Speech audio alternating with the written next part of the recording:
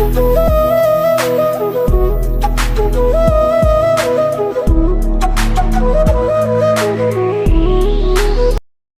ಹೆಸರು ಸರೋಜ. ನಾನು 7ನೇ ತರಗತಿಯಲ್ಲಿ ಓದುತ್ತಿದ್ದೇನೆ.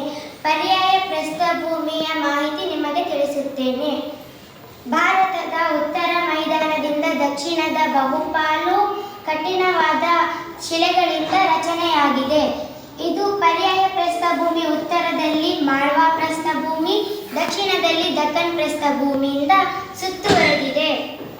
ಮಾಳ್ವಾ ಪ್ರಸ್ಥಭೂಮಿ ಉತ್ತರದಲ್ಲಿ ಅರಾವಳಿ ಪರ್ವತ, ದಕ್ಷಿಣದಲ್ಲಿ ವಿಂಧ್ಯ ಪರ್ವತದಿಂದ ಸುತ್ತುವರೆದಿದೆ. ಅರಾವಳಿ ಪರ್ವತದ ಬಳಿ ಗುರು ಶಿಖರ ಎಂಬುದು ಅತ್ಯಂತ ಎತ್ತರವಾದ ಶಿಖರ. ಇದು 1722 ಮೀಟರ್ ಎತ್ತರವಾಗಿದೆ.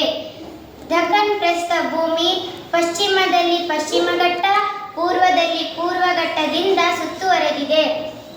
ಪಶ್ಚಿಮ ಘಟ್ಟ ಪೂರ್ವ ಘಟ್ಟವು ನೀಲಗಿರಿಯ ಬೆಟ್ಟದಲ್ಲಿ ಸೇರುತ್ತದೆ.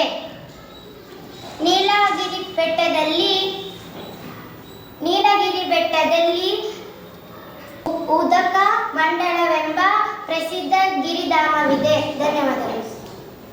ಓದುತ್ತಿದ್ದೇನೆ. ಇವಾಗ ನಾನು ಉತ್ತರ ಭಾರತದ ಬಗ್ಗೆ ಒಂದೆರಡು ಮಾತನಾಡುತ್ತೇನೆ. ಹಿಮಾಲಯ ಪರ್ವತವು ಪರ್ಯಾಯ ಪ್ರಸ್ಥಭೂಮಿ ಮತ್ತು ಉತ್ತರ ಮೈದಾನ ನಡುವೆ ಇದೆ. ಹಿಮಾಲಯ ಪರ್ವತದಿಂದ ಹರಿಯುವ ನದಿಗಳು ಸಟ್ಲೇಜ್, ಗಂಗಾ, ಬ್ರಹ್ಮಪುತ್ರ ನದಿಗಳು ಹರಿಯುತ್ತವೆ. ಅವುಗಳ ಉಪನದಿಗಳು ತಂದು ಸಂಚಯ ಮಾಡಿ ಮೆಕ್ಕಲಿನಿಂದ ಇವು ನಿರ್ಮಾಣವಾಗಿದೆ. ನಾನು 7ನೇ ತರಗತಿಯಲ್ಲಿ ಓದುತ್ತಿದ್ದೇನೆ. ನಾನು ಇವತ್ತು ಕರಾವಳಿ ಮೈದಾನಗಳ ಬಗ್ಗೆ ಹೇಳುತ್ತೇನೆ. ಪರ್ಯಾಯ ಪ್ರಸ್ಥಭೂಮಿಯು 2 ಬದಿಗಳ ಕರಾವಳಿ ಮೈದಾನಗಳಿಂದ ಆವರಿಸಿದೆ. ಪಶ್ಚಿಮ ತೀರ ಮೈದಾನ, ಪೂರ್ವ ತೀರ ಮೈದಾನವೆಂದು ವಿಂಗಡಿಸಿದೆ. ಕರಾವಳಿ ಮೈದಾನವು ಅರಬ್ಬಿ ಸಮುದ್ರ, ಪಶ್ಚಿಮ ಘಟ್ಟಗಳ ಮಧ್ಯೆ ಕಂಡುಬರುತ್ತದೆ. ಕರಾವಳಿ ಮೈದಾನವು ಪೂರ್ವ ಘಟ್ಟ, ಬಂಗಾಳ ಕೊಲ್ಲಿ ನಡುವೆ ಕಂಡುಬರುತ್ತದೆ. ನಾನು 7ನೇ ತರಗತಿಯಲ್ಲಿ ಓದುತ್ತಿದ್ದೇನೆ.